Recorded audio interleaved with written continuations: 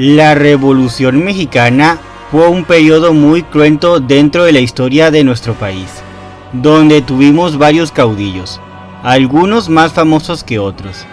En esta ocasión quise venir a hablarles de uno de estos, uno que tal vez no sea muy recordado hoy en día, el general Benjamín Argumedo, alguien que al inicio del movimiento armado formó parte del ejército antireeleccionista, pero que en 1912 se convertiría en un opositor al presidente Madero y apoyaría al gobierno golpista de Victoriano Huerta, conocido también como el León de la Laguna.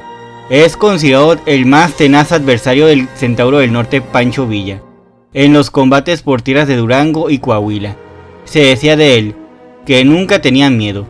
Uno de los episodios más recordados de su vida se dio durante la primera toma de Torreón, misma que ocurrió entre el 13 y 15 de mayo de 1915, en la cual dio la orden de maten a todos los chinos, con lo cual provocó una masacre donde murieron 303 chinos, quienes vivían en la ciudad, a quienes pasó por las armas bajo un cargo falso, el de haber disparado a las tropas maderistas que este hombre había comandado. Al caer el gobierno usurpador, comienza una nueva etapa en su carrera, en la cual de repente se afilió al convencionismo y después al constitucionalismo, para al final acabar solo en su lucha. La presente cápsula es para que conozcan la vida de este hombre. Después de lo mismo haremos un análisis de la única representación que ha tenido, la cual fue dentro de la pantalla grande, en la película Persecución y muerte de Benjamín Argumedo, en el año de 1980. Acompáñenme en este recorrido.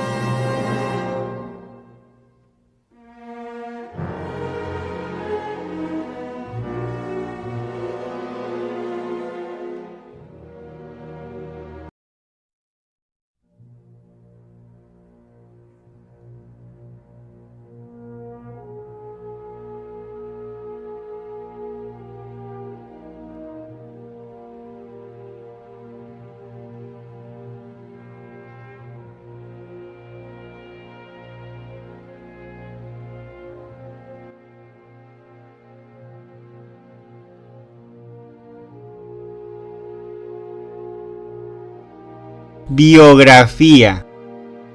Benjamín Argumedo Hernández nació en San Buenaventura, Coahuila, el 31 de marzo de 1874. Sería el tercer hijo de los 8 que tuvieron don Albino Argumedo y doña Tiburcia Hernández, bautizado el 8 de mayo de ese año, en Matamoros. Se sabe que en el periodo posrevolucionario se dedicaba a la sastrería y al talabartero. Estos negocios eran muy comunes en esta región del país, para ese entonces. No se sabe si antes del estallido de la revolución él haya participado en algún movimiento maderista. Lo que sí es un hecho es que la región simpatizaba con los ideales de Francisco I. Madero, donde se editaba el periódico La Lucha, el cual apoyaba la causa. En 1907 hubo un hecho violento en la hacienda de Santa Teresa, lugar donde Argumedo trabajaba como talabartero. Existe la posibilidad de que participara en estos actos de desorden, ya que poco después se uniría a la lucha de 1910, bajo las órdenes de Sixto Ugalde, más tarde de Enrique Adame Macías, con quien tomó Matamoros el 9 de febrero de 1911. También se dice que Argumedo estuvo a la cabeza de las guerrillas de Guilita y Matamoros. Para abril y mayo dirigiría el ataque a Parras, lugar donde la mayor parte de la población se les unió, por lo que tuvieron que reorganizar sus tropas, mismas que dividieron en 2 grupos. Le darían a Benjamín Argumedo la tutela de 300 hombres, lo ascenderían a teniente coronel. Tomaron Viesca. Después, y a las órdenes de Emilio Madero, participó en la captura de Torreón, al momento que las tropas estaban listas para atacar. Este hombre iniciaría el asedio de manera inesperada, con lo que consiguió la victoria de las fuerzas maderistas. y con ello demostró su gran capacidad militar.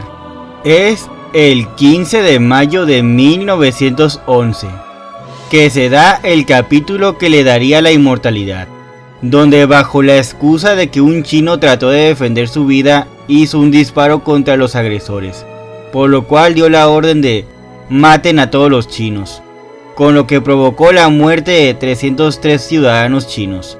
Pedro Salmerón, para su artículo La masacre de chinos en Torreón, racismo y xenofobia en 1911, publicado en el número 137 de la revista Relatos e Historias en México, menciona que a principios del mes de mayo llegaron a la localidad 2000 jinetes comandados por Benjamín Argúmedo y Enrique Adame Macías, que habían tomado y defendido Parras y Matamoros en cruentos combates.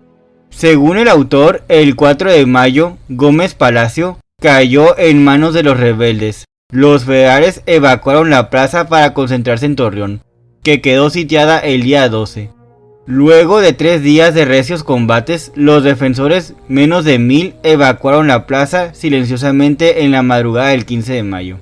Tan pronto notaron la ausencia de los federales, algunos grupos de revolucionarios entraron a la plaza, donde se les unieron los habitantes más pobres de Torreón. Muchos de ellos se encontraban en estado de inconveniente. Es así como saquearían los principales comercios y perpetrarían esta terrible matanza de chinos. Salmerón señala que a Benjamín Argúmedo le achacarían esa masacre, debido a que él era el único jefe de cierta significación que estuvo presente, razón por la cual se quiso tomar como chivo expiatorio, pero que terminó exonerado por los jueces de la causa, ya que se le llevó a juicio por dicha matanza. Con el triunfo del maderismo y ya con el apóstol de la democracia en el poder, es que surgieron los nuevos conflictos. En esta región sería Benjamín Argúmedo uno de los primeros en declararse en contra del nuevo gobierno. Para ese entonces formaba parte del 20º Cuerpo Rural, donde estaba bajo las órdenes de Sixto Ugalde. Se encontraba insatisfecho porque sus méritos no fueron lo suficientemente importantes para que lo pusieran al frente de su propio cuerpo rural. Sería a principios de 1912 que varios grupos de trabajadores agrícolas se rebelaron bajo sus órdenes, aunque no contaban con un objetivo claro, pero sus filas se incrementaron por el creciente desempleo de la región. A mediados de febrero asedió San Pedro de las Colonias, con 600 hombres. Serían repelidos, por lo que se dirigieron al sur para tomar Matamoros Laguna. Más tarde se dirigieron al sur de Torreón, ya con 1000 hombres. Así se convierte en orosquista. Sus primeras acciones en esta facción fueron la toma de Mapimi, el 15 de marzo, y el ataque infructuoso a Preiseña. Un mes después, Argúmedo tomaría dicha localidad duranguense con 3000 hombres. Después amenazó Torreón. A finales de mayo, Pascual Orozco sería derrotado por el general Victoriano Huerta. Benjamín Argúmedo sería derrotado a mediados de junio por el general Aureliano Blanquet. Con pocos hombres empezaría a operar en la frontera de Zacatecas y Durango. Más tarde se le unirían otros jefes rebeldes, con lo que formó una columna considerable. Para finales de julio se dirigieron al suroeste de Chihuahua. Después regresaron a Durango, con un contingente mucho menor. Sería entonces que empezaría a atacar haciendas y a asesinar a autoridades locales maderistas. Se mantendría en esta oposición hasta la caída de Francisco I. Madero. Al momento que Victoriano Huerta se hiciera con el poder, cambiaría su situación de bandido a hombre de orden. Para los primeros días de febrero de 1913, mientras Argúmedo se encontraba entre Zacatecas y San Luis Potosí, sería derrotado en la hacienda de Santo Domingo, el 10 de febrero. Esa fue su última batalla como rebelde, debido a que después de esto, él reconocería al gobierno huertista. Esto en marzo.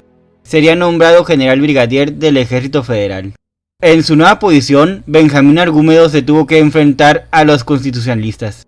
En esa región estaban bajo las órdenes de Francisco Villa y Tomás Urbina. Primero sería enviado a San Luis Potosí, pues existía el temor de que sus tropas se pasaran al constitucionalismo, pero pronto sería llamado al área de Torreón, donde participó en su defensa el 13 de julio de 1913. Demostró su autoridad al derrotar a casi todos los jefes rebeldes en la laguna, A principios de 1914, los constitucionalistas, con Francisco Villa al frente, retomarían la ciudad. Al derrotarlo se tuvo que replegar al sur. A continuación les contaré cómo fueron los hechos, en la batalla de Torreón de 1914. Benjamín Argúmedo contaba con unas fuerzas irregulares, mismas que junto con las de Juan Andro Almazán se unirían a las del general José Refugio Velasco, en la llamada División del Nazas del Ejército Federal. Es así como tomaron el poblado de las manos de los villistas, el 9 de diciembre de 1913, frente a los cuales se encontraba Calixto Contreras. A estas fuerzas también se sumaron la gendarmería de Matamoros y San Pedro. Así que, según distintos cálculos, iban de 12.000 a 14.000 hombres quienes defendían el gobierno de Victoriano Huerta, armados con 19 cañones, 11 ametralladoras y 24 fusiles ametralladoras. Todo esto sería señalado por Pedro Salmerón en otro de sus artículos para relatos de historias, titulado Ensayos, la batalla del Torreón, 20 de marzo, 2 de abril de 1914, publicado en el número 20.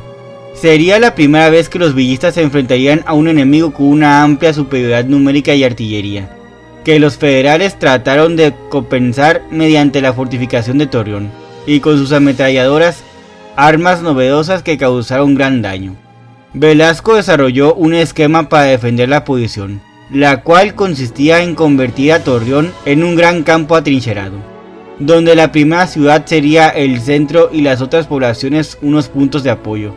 El perímetro de trincheras aprovechaba los tajos de los canales, con los cuales rodeaban Lerdo por el sur, norte y poniente, abriéndose al oriente, en paralelo a la calzada que une la ciudad con Gómez.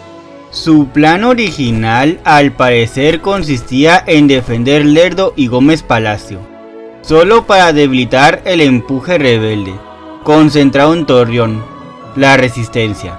Pero sería el curso de la lucha lo que lo haría variar el propósito. Los mayores combates se dieron en Gómez. La primera fase de la batalla consistió en el avance de las fuerzas villistas sobre la localidad, con lo que desalojarían de sus posiciones a las avanzadas enemigas. En medio de los combates en Sacramento, las fuerzas villistas tomaron posiciones frente a Lerdo y Gómez, con lo que rodearon Ciudad Lerdo, por el sur y el poniente. Al atardecer del 23 de marzo, los villistas se aproximaron en orden a las posiciones federales de Gómez Palacio.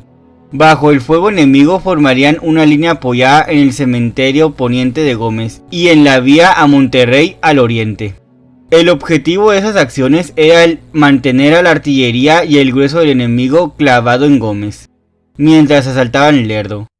Al momento que los dragones huertistas salen de la localidad, estos federales solo ofrecieron una resistencia simbólica, antes de replegarse a Gómez. El 26 de marzo los villistas tomarían Gómez Palacio, con lo que finalmente tomaron Lerdo. Los villistas llegaron al pie del cerro en la medianoche. Para la 1 de la mañana ya habían tomado los fortines de las alturas, pero los federales organizarían un vigoroso contraataque, con el cual reconquistaron la posición. Ambos ejércitos sufrirían numerosas bajas, lo mismo que el resto de la línea, en la que se combatió con brío, pero sin ningún resultado para los atacantes. Sería en la mañana del día 26 que Pancho Villa prepararía el asalto final a Gómez Palacio. Los soldados atacarían las disposiciones mientras se movían. Al caer la noche, el propio Doroteo Arango encabezó el ataque a la Casa Redonda, donde descubrió que no había enemigo al frente, pues los huertistas se habían replegado silenciosamente a Torreón. El 27 de marzo, Villa trasladaría su cuartel general a Gómez Palacio, para dirigir desde ahí la cuarta y última fase de la batalla. El día transcurrió entre algunos movimientos de tropa y tiroteos aislados. La artillería federal cañoneó la estación de Gómez, sin efectos importantes. En la tarde las fuerzas villistas se movieron para ocupar las posiciones asignadas. Al caer la noche las tropas entraron por el norte y oriente, rebasarían el cauce del Nazas, acercándose a la Alameda. Atacaron el Panteón y el barrio de San Joaquín. Tomaron el cerro de Santa Rosa, en un ataque vigoroso. A las 3 de la madrugada ya habían capturado la línea exterior y los barrios inmediatos, Pero antes del alba, Velasco y Argúmedo atacarían con lo mejor de sus fuerzas. Expulsarían a los villistas de las posiciones que tan difícilmente habían capturado. Estos hombres se replegaron en orden hasta San Carlos, donde rechazaron la persecución de los jinetes de Argúmedo. Con todo, las posiciones atrincheradas y artilladas, los federales sufrieron varios daños. Para la mañana del 29 continuaron los combates en el oriente, pues nuevas fuerzas villistas entrarían a la ciudad y tomarían un fortín y varios hospitales de sangre. Pedirían refuerzos y apoyo artillero para consolidar sus posiciones. El 29 de marzo, el Centauro del Norte empeñó sus mejores tropas en un nuevo ataque. Para el día 30 entrarían hasta los cerros y la presa del Coyote. Nuevamente tomarían el cerro de Santa Rosa.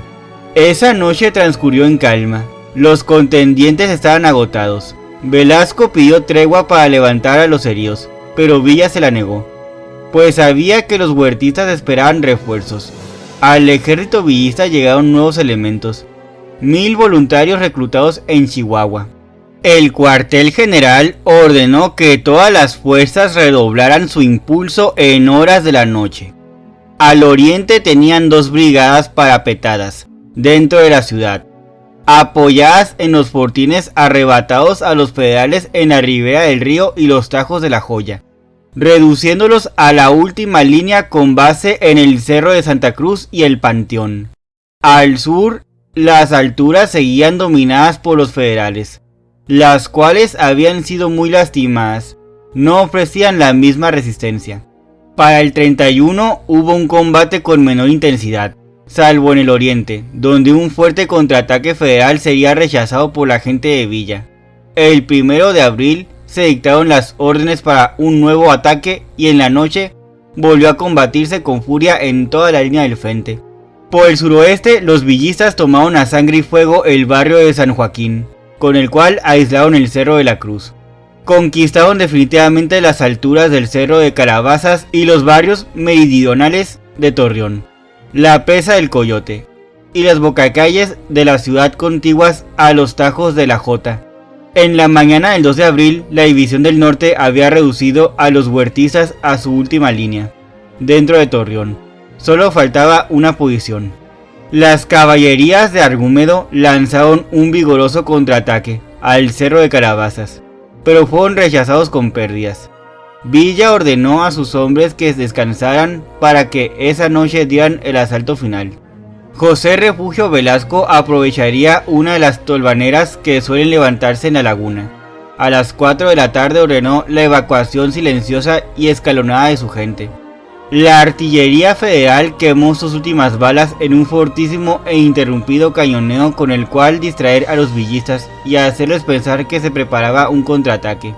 A pesar de estas precauciones tomadas por Velasco, Villa se dio cuenta de la huida de los federales, pero en lugar de cerrar la pinza, decidió dejarlos ir, porque en el punto por el que salían no había fuerzas suficientes, así como que estaba presente la tolvanera, también debido a que estaba a punto de caer la noche, lo que haría que un combate fuera muy riesgoso. Solo tirotearon a algunos jinetes de Argúmedo, que como de costumbre cubrían la retirada. Para el día siguiente, el 3 de abril, la división del norte entró a Torreón. La toma de esta plaza duró 15 días, desde el 20 de marzo al 3 de abril de 1914. Se daría otro encuentro entre Benjamín Argúmedo y Francisco Villa, este en los llanos del Paredón, Coahuila. En esa contienda, el Centauro del Norte atacó el último bastión federal del régimen de Victoriano Huerta, al frente de 6000 jinetes. Era el viernes 17 de mayo, el principio del fin de las fuerzas huertistas. Recordemos que el golpe definitivo sería en Zacatecas. Javier Villarreal Lozano mencionaría en su artículo titulado La última carga de caballería, Llanos del Paredón, Coahuila, 1914, publicada en la revista Relatos e Historias en México, en el número 40, que el triunfo de la División del Norte fue fulminante. Ni siquiera Felipe Ángeles tuvo tiempo para emplazar la artillería, no se disparó ningún cartucho de sus cañones. Los alrededores y la estación misma quedaron cubiertos de cadáveres. En las lomas, los villistas perseguirían a quienes trataban de huir. Alrededor de 500 federales se encontraban tendidos en el campo y 2.500 más estaban heridos o hechos prisioneros. En esta batalla los federales contaban en paredón con 5.000 hombres y 10 cañones. En Ramos Arizpe había cerca de 2.000 soldados irregulares, los famosos colorados de Pascual Orozco Hijo, y en Saltillo el general Joaquín Mas con 15.000 efectivos. Al momento que la batalla terminó, en San Pedro de las Colonias se concentraron los restos de las tropas huertistas, quienes estaban bajo las órdenes de 22 generales, entre quienes se encontraban Benjamín Argúmedo, todos ellos derrotados por el ejército villista. Más tarde, Argúmedo volvería a ser derrotado por Villa en la famosa batalla de Zacatecas, a finales de junio de 1914, lo que marcó el fin del régimen de Victoriano Huerta, con lo que comenzaría otra fase en la lucha revolucionaria de nuestro caudillo. Se negaría a aceptar los tratados de Teloyucan, estaría en armas contra el gobierno de Venustiano Carranza, se convertiría en un rebelde más. Para este periodo operaría en la frontera de Puebla y Morelos. En ocasiones estaría al lado de otros caudillos, como Juan Andrew Almazán, Higinio Aguilar y en ocasiones Emiliano Zapata. Sería derrotado en Puebla, donde fue herido. Después lo enviarían a defender Tezontepec. Seguiría en otras actividades militares, donde sería derrotado. A mediados de abril de 1915, se le encomendaría obstruir las líneas de abastecimiento de Álvaro Obregón para su campaña en el Bajío, en donde tampoco tuvo éxito. Para junio amagó Pachuca. Existen fuentes que indican que por estos mismos días Benjamín Argúmedo se encontraba con 3.000 hombres y defendía la Ciudad de México. Tendría fricciones con Higinio Aguilar y los zapatistas, por lo que se vio forzado a abandonar el centro del país. Se dice que le propuso a Francisco Lagos Chazaro, el presidente convencionista, de cambiar la sede de su gobierno de Toluca a Durango. Lo convencería. Sin embargo, a la mitad del camino, Lagos Chazaro cambiaría de rumbo hacia Tamaulipas. Dejaría a Argúmedo sin ningún gobierno al cual defender. Se dirige a Durango, donde llega a principios de diciembre de 1915. Sería derrotado a finales de enero de 1916 por las fuerzas de Domingo Arrieta y Fortunato Maicote. Argúmedo resultaría gravemente herido, pero alcanzaría a ocultarse en las Sierras de los Reyes. Pero el general Francisco Murguía lo encontraría y aprendería el 4 de febrero en el Rancho El Paraíso. Lo enviaron a Durango, donde un consejo de guerra extraordinario lo condenaría a la pena de muerte. Fue fusilado el 1 de marzo de 1916.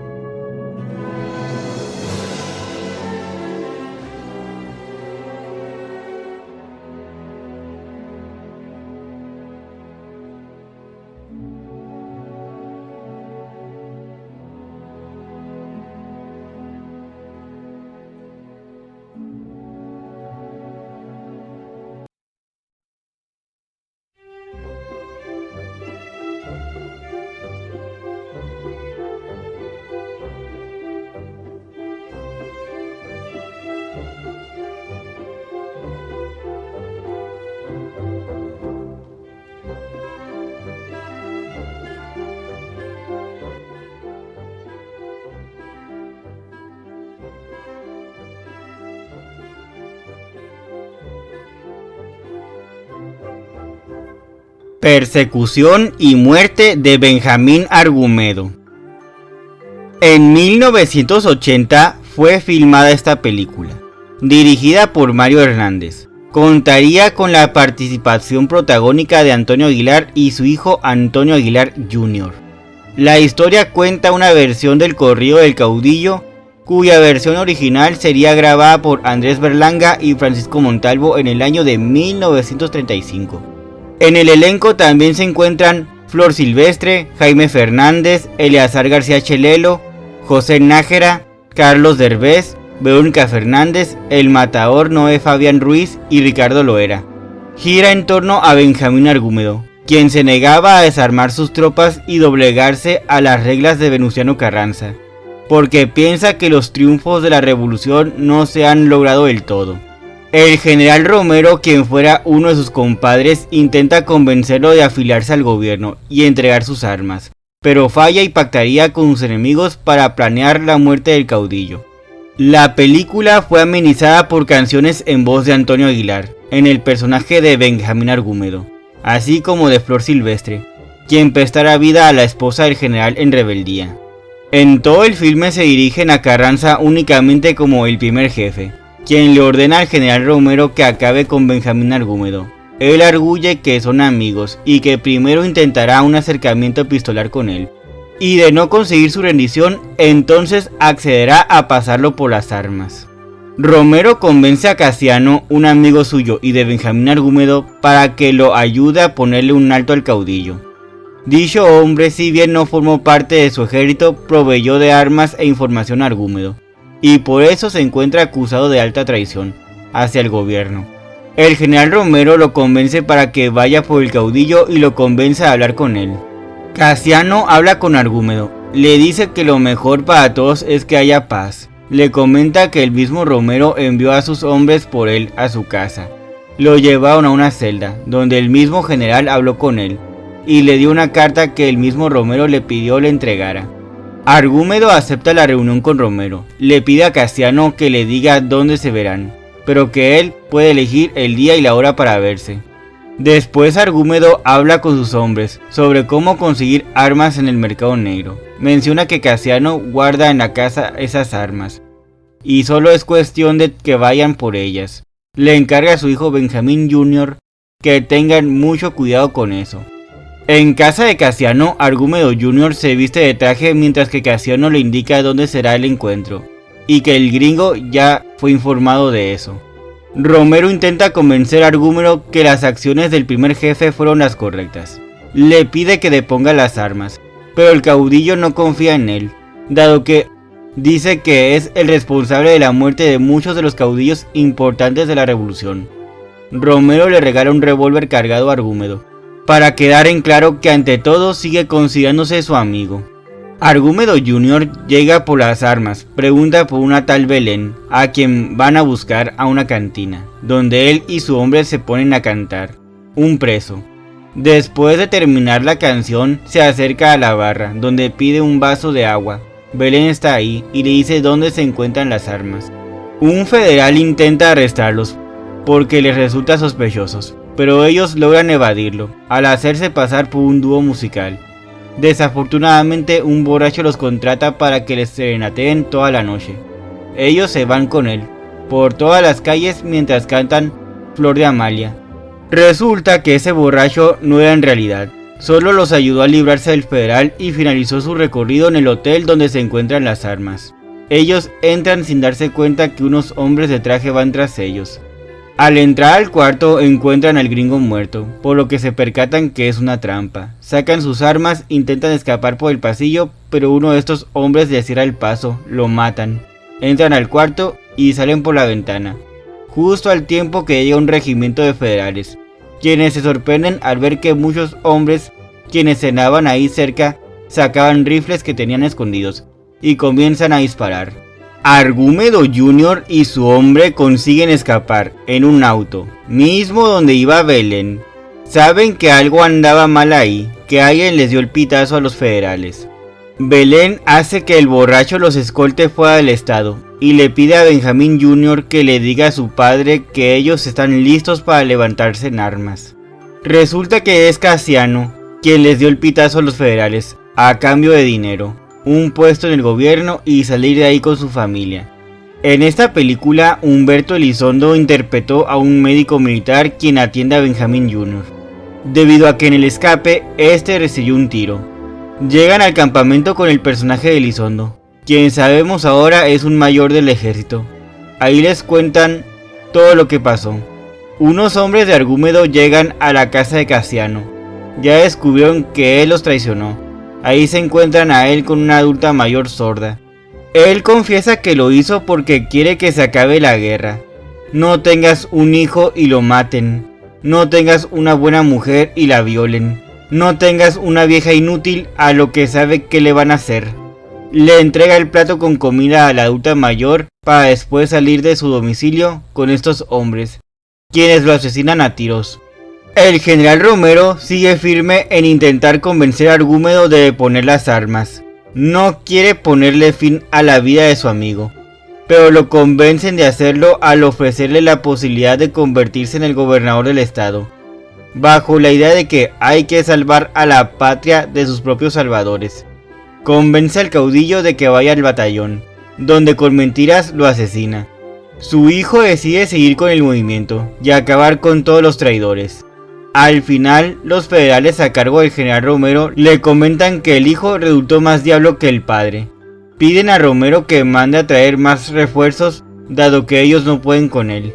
Escenas posteriores, un grupo de federales llegan a donde está enterrado Argúmedo. Se encuentran dos campesinos quienes son aprendidos. Uno de estos hombres pregunta ¿dónde está Benjamín Argúmedo? La mujer le dice que el hombre no oye. Este intenta sacar un revólver, pero es asesinado por el mismo federal. Uno de los hombres toma el arma, mientras que la mujer se acerca a su esposo. El primer jefe se dispone a abandonar la capital, por lo que el general Romero pide a uno de sus hombres que escolte a su hija que viene de la capital. Benjamín Argúmedo y sus hombres atrapan a estos federales, a quienes despojan de sus vestimentas, para después ir a asaltar la caravana donde viene la hija de Romero. Al agarrar a los hombres desprevenidos, este se presenta ante la mujer. Los hombres llegan en paños menores al regimiento, donde Romero les reclama y les pregunta dónde está su hija. La muchacha le pide al personaje de Flor Silvestre que le ayude a salir de ahí, comentándole que su papá es un hombre muy poderoso y su tío es el gobernador del estado, a lo que ella simplemente le pide que se duerma. Romero va a ver a su hermano, a quien le pide su autorización para peinar la sierra en búsqueda de su hija. También le pregunta en qué momento llegarán los refuerzos. Recibe por toda contestación que después de las fiestas del 15 de septiembre. El gobernador le dice que no se preocupe. Si peinan la zona, lo único que harán es firmar la sentencia de muerte de su hija, que lo mejor será esperar a que Argúmedo les haga sus peticiones. Aquí Romero comienza a pensar que fue un error matar al caudillo, pero su hermano le dice que era lo que tenían que hacer para el progreso. No les quedó otra alternativa. En la sierra está Benjamín Jr. con sus hombres. Planean dar un golpe al cuartel en las fiestas patrias. Pregunta quién va a cuidar a la muchacha, a lo que Flor Silvestre le indica que ya tiene a unas mujeres para esa actividad. En medio del festejo, unas muchachas distraen a unos guardias del batallón para que los sigan, mientras que Benjamín Argúmedo Jr. y sus hombres disfrazados de federales entran al edificio.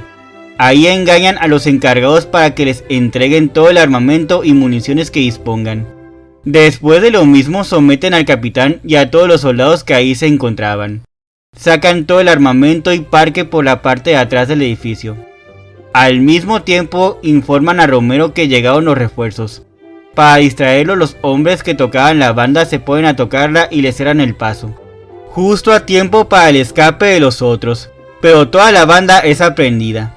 Romero decide soltar a uno de los músicos para que vaya en búsqueda de su caudillo y le diga que tiene a todos los demás ahí con él y que los matará diariamente a uno por uno hasta que le regrese a su hija. Le da 48 horas.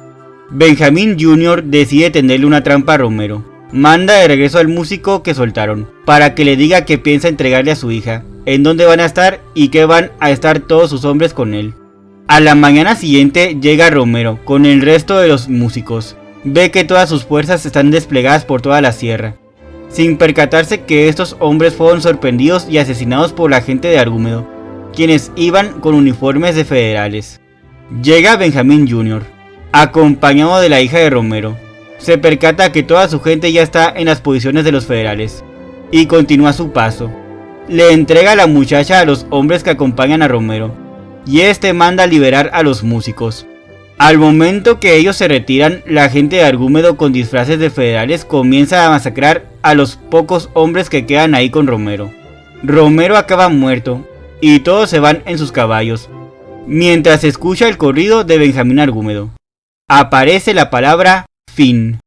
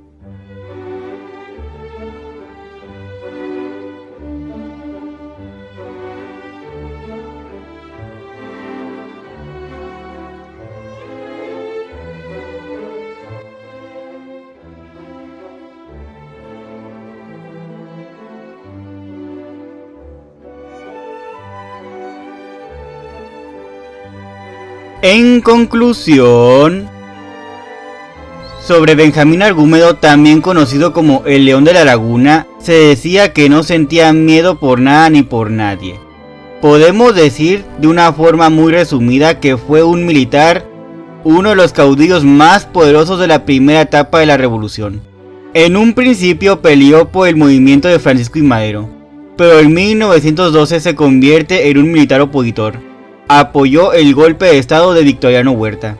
Al caer el gobierno usurpador, comienza una nueva etapa en su carrera, en la cual de repente se afilió al convencionismo y de repente al constitucionalismo, para al final seguir con su pelea solo. Fue el más tenaz adversario de Pancho Villa en los estados de Durango y Coahuila. Finalmente hecho prisionero el 4 de febrero de 1916 por un general de nombre Francisco Murguía, fue enviado a Durango, donde un consejo de guerra lo condenó a pena de muerte.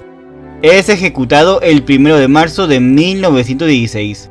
En el caso de persecución y muerte de Benjamín Argúmedo, esta película no es en realidad una biografía del caudillo, sino una representación del famoso corrido sobre el general. Héroe para algunos y traidor para otros. La verdad es que Benjamín Argúmedo también es un caudillo revolucionario quien merece ocupar un lugar al lado de los más recordados.